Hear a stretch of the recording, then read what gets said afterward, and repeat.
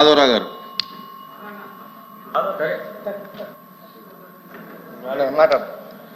అధ్యక్ష, గవర్నర్ గారి ధన్యవాదాలు స్పీచ్ అవకాశం ఇచ్చినందుకు ధన్యవాదాలు. మీకు హృదయపూర్వక నమస్కారం తెలియజేస్తాను అధ్యక్ష. ఇప్పుడు గౌరవ సభ్యులు చెప్పారు, నేను గవర్నర్ గారు కూడా మొదటిగా ఆయన ప్రసంగంలో రైతుల గురించి మాట్లాడడం చాలా సంతోషంగా ఉందని చెప్పారు అధ్యక్ష. కానీ వాళ్ళు ఏదైతే సూపర్ 6 అమలు అని అనౌన్స్ చేసి ఎన్నికల్లో వాగ్దానాలు ఇచ్చి హామీలు ఇచ్చి అధికారంలోకి వచ్చారో అది రైతులకు 20,000 రూపాయలు సంవత్సరానికి వ్యవసాయానికి పెట్టుబడి సాయం కింద ఇస్తామని చెప్పిన అది వాళ్ళు ఈ సంవత్సరంలో అమలు చేయకపోగా మళ్ళీ అది గొప్పగా చెప్పుకుంటున్నారు అధ్యక్ష. రైతుల గురించి మేము మొదటగా ప్రస్తావించామని అది 20,000 రూపాయలు రైతులు ఎదురు చూస్తా ఉన్నారు అధ్యక్ష. ఒక్కరు కూడా రాష్ట్రంలో ఏ రైతుకి 20,000 రూపాయలు ఇచ్చినా దాఖలాలు లేవు అధ్యక్ష.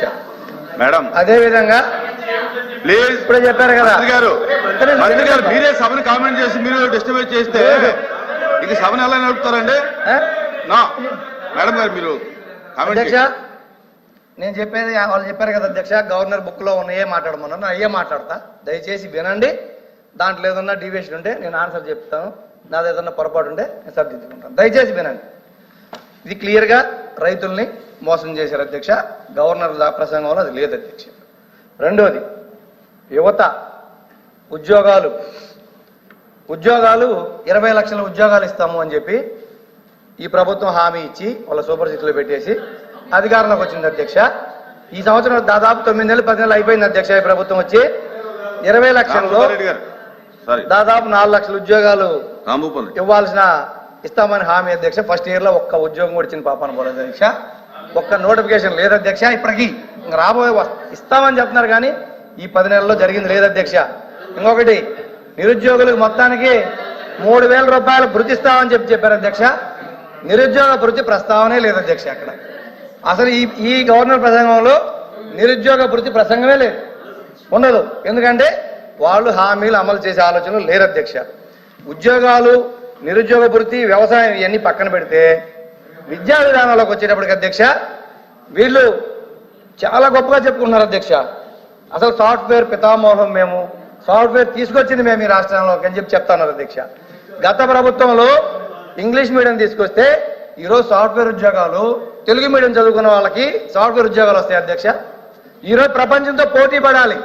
వాళ్ళు ముఖ్యమంత్రి గారే చెప్తా ఉన్నారు, ఆర్టిఫిషియల్ ఇంటెలిజెన్స్ తెలుగు మీడియంలో ఉందా? గత ప్రభుత్వంలో ఇంగ్లీష్ మీడియం అమలు చేశారు.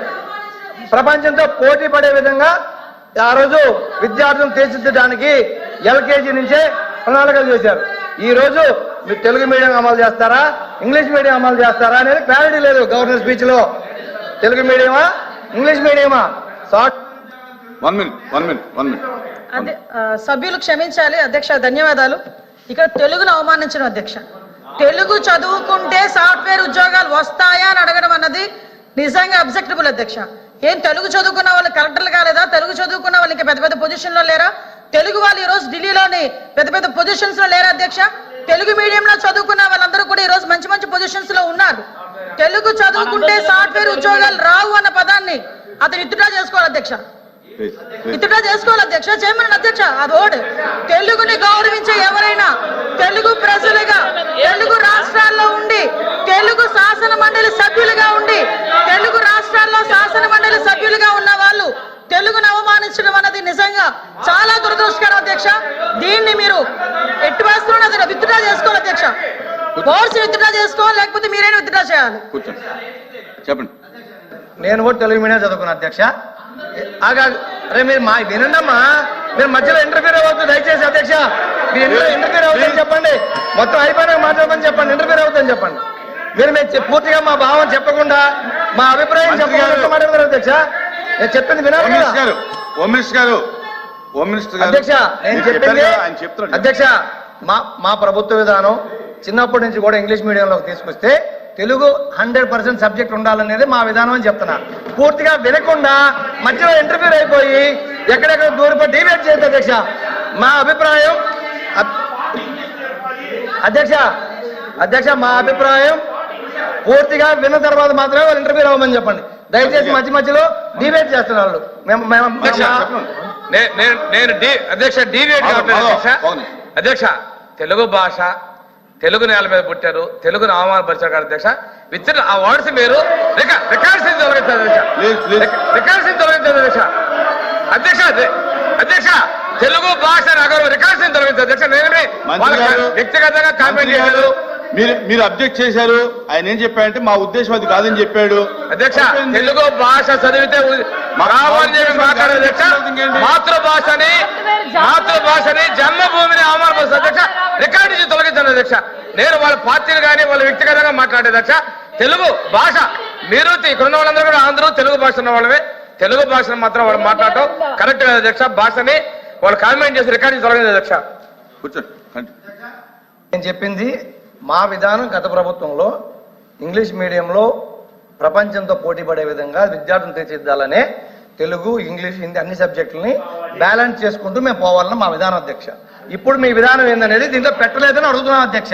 అంతేగాని మేము తెలుగు మీడియమే, మేము తెలుగే మాట్లాడతాం, మాకు ఇంగ్లీష్ రాదు, మాకు హిందీ రాదు. నేను ఈ సభాముఖం ఒప్పుకోను. నేను తెలుగే మాట్లాడతా, నేను తెలుగే చదువుతా, తెలుగు బుక్కే చదివే నేను మాట్లాడుతున్నా.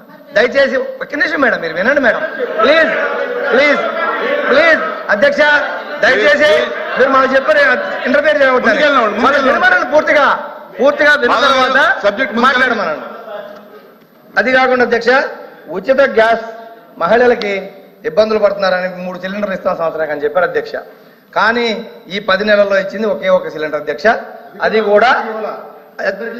కూడా టెక్నికల్ రీజన్స్ తో కొన్ని పెండింగ్ ఉన్నాయి అధ్యక్ష. అది కూడా దీంట్లో ప్రస్తావన లేదు అధ్యక్ష. మహిళలకి ఉచిత ప్రయాణం ఇస్తామని చెప్పారు అధ్యక్ష.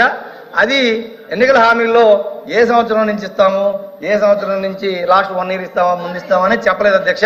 దయచేసి ఆ ప్రస్తావన కూడా దీంట్లో లేదు అధ్యక్ష. అదేవిధంగా తల్లికి వందనం ఎంత మంది ఉంటే కుటుంబంలో అంతమందికి పిల్లలకి ఇస్తామని చెప్పి వీళ్ళ ఎన్నికల హామీ అధ్యక్ష. అది కూడా దీంట్లో లేదు, గవర్నర్ ప్రసంగంలో లేదు. ఇంకోటి అధ్యక్ష ఈ బుక్ లో ప్రస్తావన లేదని చెప్తున్నా అధ్యక్ష. మేము అనట్లేదు అధ్యక్ష. అదేవిధంగా మహిళలకు 19 సంవత్సరాల నుంచి 50 సంవత్సరాలు నిండిన వాళ్లకు నెలకి 1500 లెక్కన సంవత్సరం 18,000 ఇస్తామని చెప్పి ఎన్నికల హామీలు ఇచ్చారు అధ్యక్ష. దాంట్లో దీనిలో వచ్చేసరికి ఇప్పుడు ఈ సంవత్సరం 10 నెలలు అయిపోయింది అధ్యక్ష. రాబోయే నెలలు ఇస్తారా లేదనేది కూడా దీంట్లో క్లారిటీ లేదు అధ్యక్ష. అదే కాకుండా ఒకే ఒకటి అధ్యక్ష చేసింది, మేము విమర్శించడానికి కాదు, దీంట్లో ఏముంది దీంట్లో ఏం లేదో చెప్తాం. 3,000 రూపాయల పెన్షన్ 4,000 రూపాయలు చేశారు అధ్యక్ష. కానీ ఆ పెన్షన్లు మళ్ళీ కోత పెట్టేదానికి ఆలోచనలు జరుగుతా ఉన్నాయి అధ్యక్ష. అది కూడా దీంట్లో లేదు అధ్యక్ష. కోతలు ఎలా పెడతారనేది దీంట్లో లేదు అధ్యక్ష. అది ఒక్కటి మాత్రం పెంచామని చెప్తే అది ఒకటి ఉంది అధ్యక్ష. ఇదే విధంగా ఇండస్ట్రీస్ విషయానికి వచ్చేటప్పటికి ఇండస్ట్రీస్ గతంలో వీళ్ళు చెప్తా ఉన్నారు ఆర్థిక వ్యవస్థను అటు చేశారని దీంట్లో అధ్యక్ష. మేమందరం ఇదే సభ కూడా సాక్ష్యం అధ్యక్ష. 2014 నుంచి 19 వరకు ఇండస్ట్రియల్ ఇన్సెంటివ్స్ ₹1 ఇవ్వలేదు. కావాలంటే రికార్డులు పరిశీలించుకోవచ్చు మంత్రులైనా ఎవరైనా సరే.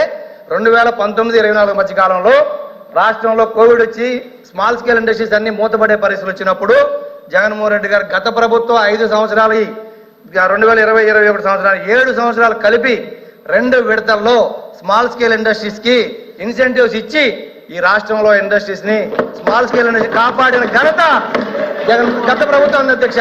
అది ఆర్థిక విధ్వంసం అని అడుగుతున్నాం అధ్యక్ష నేను. మేడం అధ్యక్ష ప్లీజ్, ఎందుకంటే మా అభిప్రాయం చెప్పని మమ్మల్ని ఆపమన్నారు, రన్నింగ్ కమిటీ వద్దన్నారు. వాళ్ళు వినమన్నారు తర్వాత మాట్లాడమన్నారు, మేము వద్దనట్లేదు. దయచేసి అబద్ధం అయితే రికార్డు వెరిఫై చేసుకోండి. నేను సమాధానం చెప్తాను, రికార్డు వెరిఫై చేసుకోండి. అదేవిధంగా అధ్యక్ష పెద్ద భారీ పరిశ్రమలు కూడా సెంచరీ ప్లైవుడ్ కడప జిల్లాలో వస్తే ఈ రోజు 2,500 రూపాయలు ఉన్న జామాయిల్ రేటు ఈ రోజు 10,000కి వచ్చింది అధ్యక్ష. ఈ రోజు రైతులు ఏదో మెట్ట ప్రాంతాల్లో ఉండే రైతులు జామాయిల్ రేటు 4 రెట్లు పెరిగితే ఆనందపడుతూ ఉన్నారు అధ్యక్ష. దానికి కారణం భారీ పరిశ్రమలు, సెంచరీ కానీ గ్రీన్ ప్లే కానీ అన్ని కూడా భారీ పరిశ్రమలు వచ్చినాయి అధ్యక్ష. అదే అధ్యక్ష దానికి నిదర్శనం. మూడవది అధ్యక్ష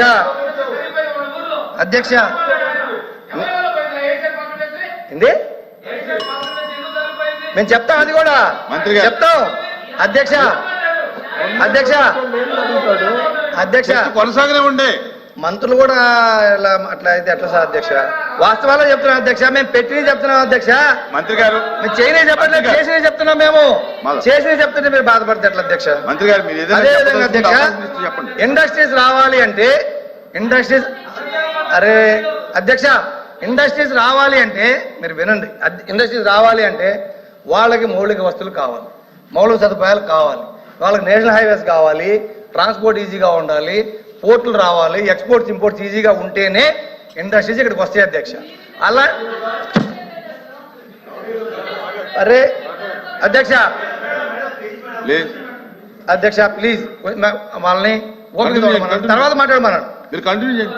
ఇండస్ట్రీస్ రావాలంటే ఇండస్ట్రీస్లకి అధ్యక్ష ఇవి కావాలి అధ్యక్ష. ఇండస్ట్రీస్లకి అవకాశాలు ఇస్తేనే వాళ్ళు వస్తారు అధ్యక్ష. కానీ గత ప్రభుత్వం చెప్పారు కదా, ఆ గత ప్రభుత్వంలో ఎటువంటి పర్మిషన్లు కానీ, ఎటువంటి ల్యాండ్ అక్విజిషన్ కానీ, ఎటువంటి డిపిఆర్లు కానీ లేవు అధ్యక్ష. దానికి సాక్ష్యం నేను. మా రామాయపట్నం పోర్టు వచ్చిన తర్వాతే ఇండోసోల్ 4,800 ఎకరాలు ఎక్వైర్ చేసి ఇండోసోల్కి ఇచ్చాం. మీరు చెక్ చేసుకోండి కావాలని. రామాయపట్నం పోర్టు పక్కన రామాయపట్నం పోర్టు శంకుస్థాపన మీరు చేశారు, మేము చేశాం. తేడా ఏంటంటే మీరు ఎటువంటి పర్మిషన్లు కానీ, ఈవెన్ నవయోగ దగ్గర ఎన్ఓసి కూడా తీసుకోకుండా మీరు శంకుస్థాపన చేస్తే, ఆడ పోర్టుకు పర్మిషన్ లేకపోతే జగన్మోహన్ రెడ్డి గారి ప్రభుత్వం వచ్చిన తర్వాత నవయోగాల దగ్గర ఎన్ఓసి తీసుకొని పోర్టు ల్యాండ్ అక్వైర్ చేసి దానికి 3,600 కోట్ల రూపాయల నిధులు కేటాయించి ఆ పోర్టుని 1,600 కోట్ల రూపాయల నిధులు వినియోగించి ఆల్రెడీ పోర్టు సగం పూర్తయింది అధ్యక్ష. అది అయ్యింది కాబట్టే మాకు ఇండోసోల్ వచ్చింది అధ్యక్ష. ఈ రోజు అధ్యక్ష మాధవ్ గారు ఉండండి. అధ్యక్ష రామాయపట్నంలో పోర్టు 18లో శంకుస్థాపన చేశారు అధ్యక్ష. ఆ తర్వాత ఏషియన్ పల్ప్ ఇండస్ట్రీ 24,000 కోట్ల రూపాయలు, 1,00,000 కోట్ల పెట్టుబడి తీసుకొస్తే తరివేసింది వీళ్ళు కదా. వీళ్ళ వల్ల లూలు ఏంటంటే పరిశ్రమ తరలిపోలేదా? మన రాష్ట్రంలో పుట్టిన అమర్రాజా పరిశ్రమ తరలిపోలేదా? వీళ్ళు ఇండస్ట్రీ గురించి మాట్లాడతారు అధ్యక్ష. వీళ్ళు ఈ రోజు మాట్లాడతారు. చెప్పండి మీ ఏటు ఎవరు తీసుకున్నారు ఈ రోజున? మీ సుబ్బారెడ్డి ఏం చెప్పదలుచుకున్నారు చెప్పండి. అదేనండి, మీ వల్ల పరిశ్రమలు జరిగిపోతే మీరు నీతులు మాట్లాడతారని చెప్తా ఉన్నాను. సిగ్గు లేకుండా కందుకూరు ప్రాంతంలో పెట్టినటువంటి ఏషియన్ పల్ప్ ఇండస్ట్రీ తరలిపోయిన కారణం మీరు కదా. ఆ రోజు పోర్టును రద్దు చేసింది మీరు కదా. మీ అన్నయ్యలకు అప్పగించుకొని మళ్ళీ కొత్తగా ఏదో మొదలు పెట్టామని చెప్పి చెప్పుకోవడం నిస్సిగ్గుతరంగా మాట్లాడతారు అధ్యక్ష. ఇది చాలా అసత్యాలు చెప్తారు అధ్యక్ష సభకే. ఎల్ఓపి గారు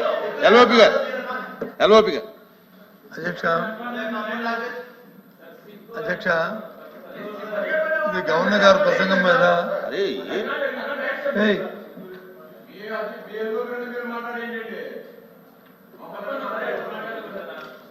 గవర్నర్ గారి ప్రసంగం మీద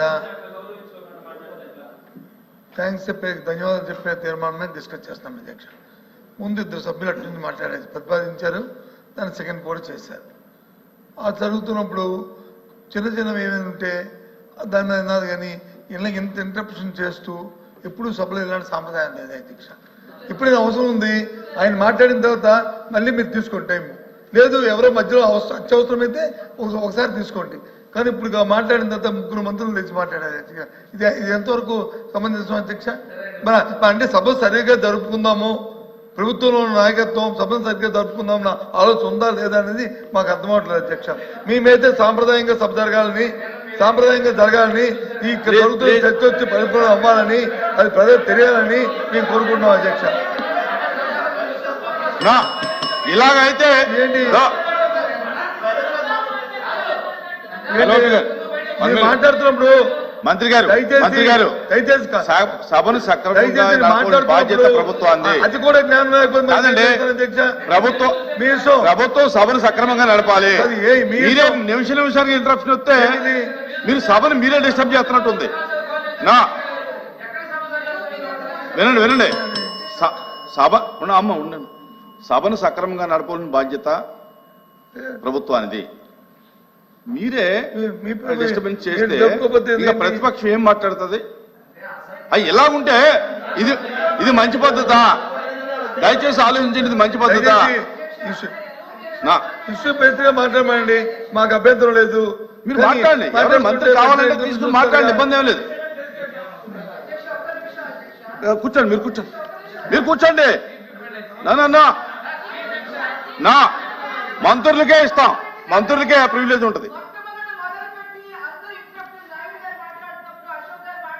మీరు ఈ ప్రతి వాళ్ళు ఇలా మాట్లాడితే అది అది స్టార్టింగ్ దగ్గర నుంచి మీరు మొదలు పెట్టి ఇప్పుడు నీతులు చెప్తారేంటి అధ్యక్ష? మాధవ్ గారు క్లోజ్ చేయండి, మీరు క్లోజ్ చేయండి. ఇదేంటి సార్, పుస్తకం చాలా పెద్ద పుస్తకం చదివారు సార్. వాళ్ళు ఇంటరప్ట్ చేసి 10 నిమిషాలు పోగొట్టి క్లోజ్ చేయమంటే ఎలా అధ్యక్ష?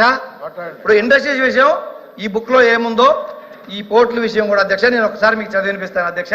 ఈ బుక్ గవర్నర్ గారు రాజ్యాంగ హోదాలో ఉన్న వ్యక్తి చేత ఎలా అబద్ధాలు మాట్లాడిచ్చారో మీ దృష్టి తీసుకొస్తుంది అధ్యక్ష.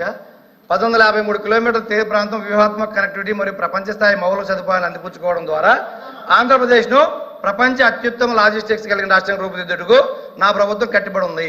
విశాఖపట్నం, కృష్ణపట్నం, రామాయపట్నం, గంగవరం, కాకినాడ, మచిలీపట్నం మరియు మూలపేట ఓడరేవులతో పాటు ప్రస్తుతం ఉన్న 10 పోర్టులన్నింటినీ ప్రపంచ స్థాయి ఓడరేవులు తీర్చిదిద్దుతున్నాం అన్నారు అధ్యక్ష. అసలు మన రాష్ట్రంలో ఉన్న ఓడరేవులు ఏంటి అధ్యక్ష?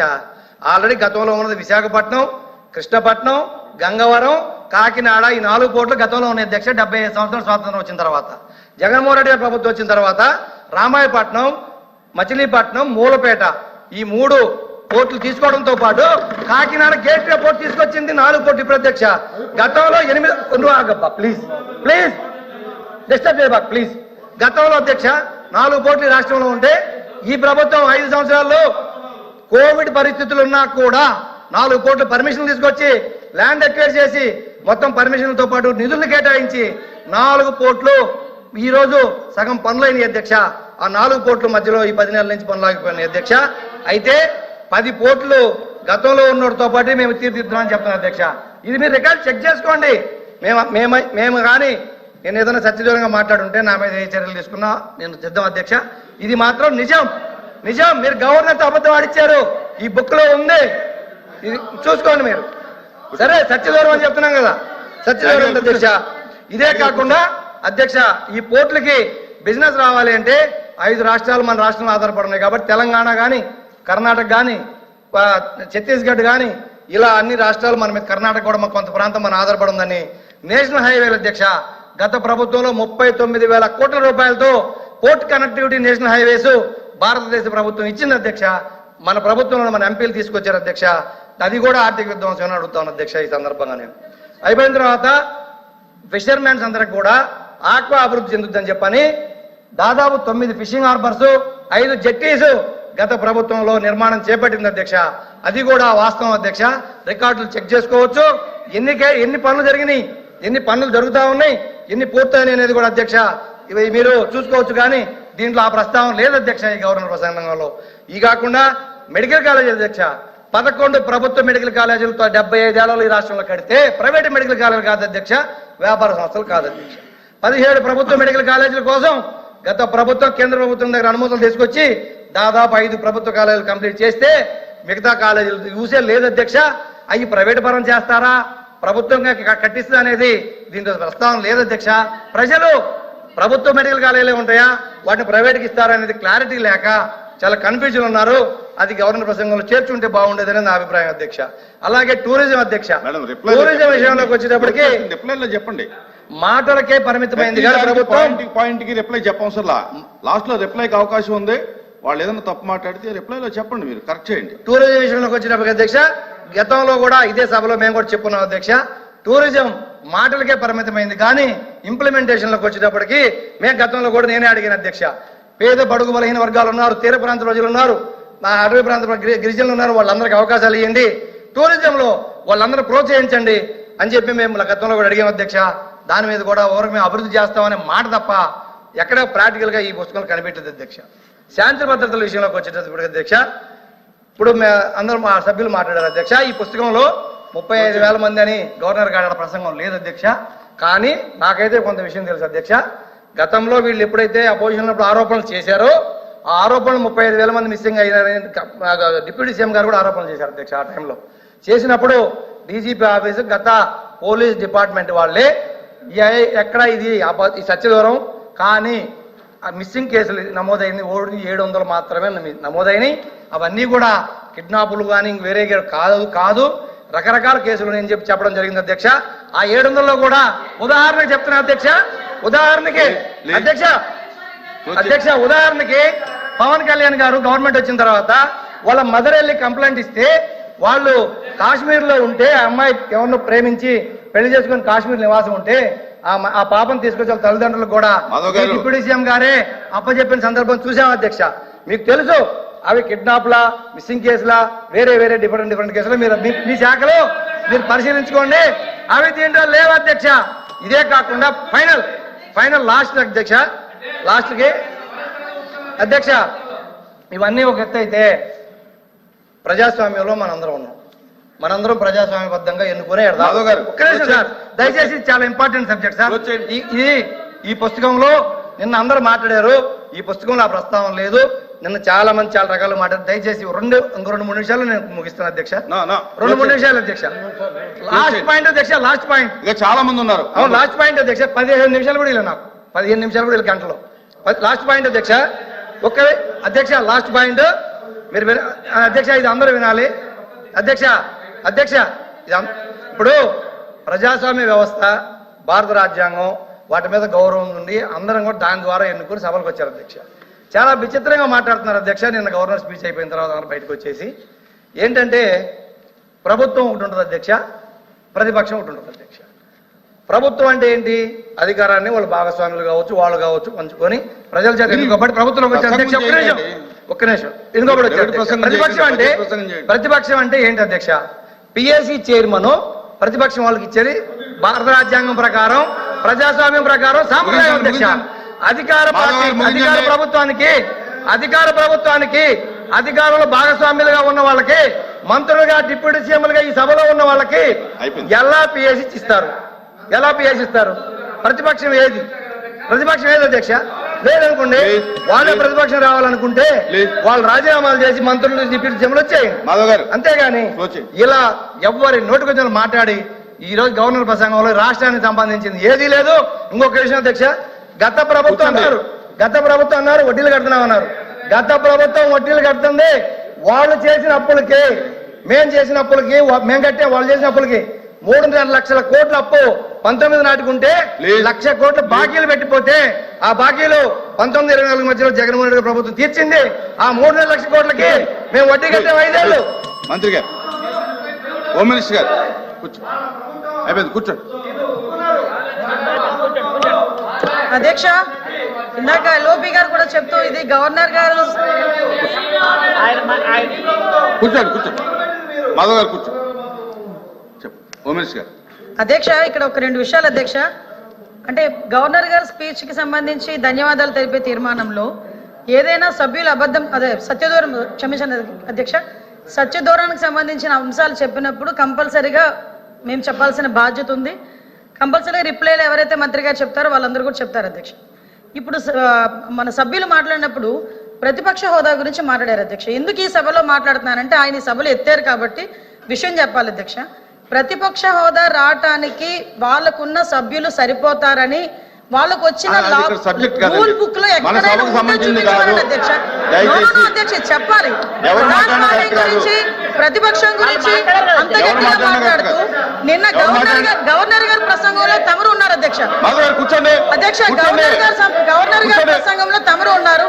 ఒక పక్క మీరు, ఒక పక్క స్పీకర్ గారు, ఒక పక్క గవర్నర్ గారు మాట్లాడుతున్న సందర్భంలో ప్రతిపక్ష హోదా కావాలి అని చెప్పి అడగడం అన్నది ఎంతవరకు సభ్యత అధ్యక్ష? వీళ్ళు సభ్యత సంస్కారాల గురించి మాట్లాడుతున్నారేంటి అధ్యక్ష? ప్రతిపక్ష హోదా అనే విషయం ఈ సభకు సంబంధించింది కాదు. అది ఆయన మాట్లాడారు అధ్యక్ష. ఎవరు మాట్లాడినా కరెక్ట్ కాదు. ఆయన మాట్లాడారు, సమాధానం చెప్పాలి. ఎవరు మాట్లాడినా కరెక్ట్ కాదు. ప్రజలు ఇవ్వలేదు ఈ రోజు. చంద్రబాబు నాయుడు గారు, పవన్ కళ్యాణ్ గారు, గవర్నర్ గారు ఇచ్చింది కాదు అది. ప్రజలు ఈ రోజు ప్రతిపక్ష హోదా ఇవ్వలేదు. మీరే ఒకనొక సందర్భంలో అధికారంలో ఉండేటప్పుడు అటు నుంచి తీసుకుంటే ప్రతిపక్ష హోదా పోతుంది, చంద్రబాబు నాయుడు గారు పోతుందని మాట్లాడారు. మరి ఆ రోజు రూల్ అండ్ రెగ్యులేషన్స్ తెలియదా? ఆ రోజు సత్యబాబు గారు పెద్ద ఆయన సభలో ఉన్నారు అధ్యక్ష. అర్థం చేసుకోవాలి అధ్యక్ష. ఎక్కడ పడితే అక్కడ దీని గురించి మాట్లాడితే మేము మాట్లాడతాం. మేడం కూర్చోండి. ఎలా ఇస్తారండి అపోజిషన్ మంత్రి గారు, మంత్రి గారు, అపోజిషన్ లీడర్ కి ఇస్తారు. మంత్రి గారు, అపోజిషన్ లేనప్పుడు మాధవ్ గారు కూర్చోండి. జగన్మోహన్ రెడ్డి ఫ్లోర్ లీడర్ అంతే, వైఎస్ఆర్సీపీ ఫ్లోర్ లీడర్ ఆయన అంతే, అంతకు మించి ఏం లేదు. The house is adjourned.